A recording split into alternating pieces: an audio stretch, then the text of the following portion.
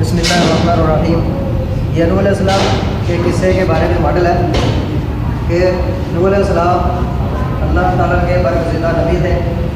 अल्लाह ताला ने हज़रत नूह अलैहिस्सलाम को कौम को दावत देने के लिए भेजा था। आप अलैहिस्सलाम ने हज़रत नूह अलैहिस्सलाम ने 950 साल तक अपनी कौम को दावत दी और उनको एक अल्लाह की तरफ बुलाया, लेकिन उनकी कौम ने उनका मुसलसल इनकार करते रही, हत्ता कि उन्होंने आप हज़रत नूह अलैहिस्सलाम को धमकियाँ दी। फिर अल्लाह ताला ने हज़रत नूह अलैहिस्सलाम को कहा कि आप एक कश्ती तैयार करें और इस कश्ती के अंदर सब जानवरों का एक एक जोड़ा रख लें और वो भी मुसलमान यानी उसके अंदर सवार हो जाए। और हत्ता कि हज़रत नूह अलैहिस्सलाम ने एक कश्ती तैयार की और जब कश्ती तैयार कर रहे थे तो लोग उनका मजाक उड़ा रहे थे कि ये पहाड़ है, पहाड़ों के अंदर पानी कहाँ से आया और आप ये कश्ती कहाँ चलाओगे।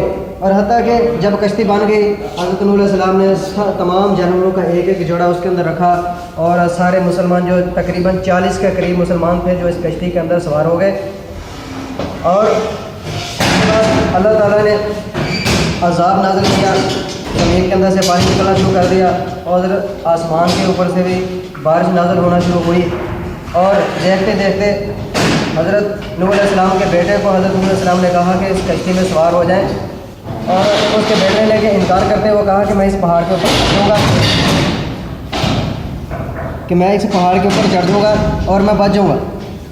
तो हत्ता कि वो बच ना सका और एक पानी की एक लहर आई, उस पानी की लहर के साथ जो है वो गर्क हो गया, डूब गया और उसकी बीवी भी जो है वो उसके अंदर डूब गई। और देखते देखते सारी कौम उसकी डूब गई और जरा वो थोड़ी देर बाद सारी की सारी कौम उस पानी के अंदर गर्क हो गई। और मालूम हुआ कि अगर हम भी अल्लाह की नाफरमानी करेंगे तो हो सकता है कि अल्लाह ताला हमें भी किसी न किसी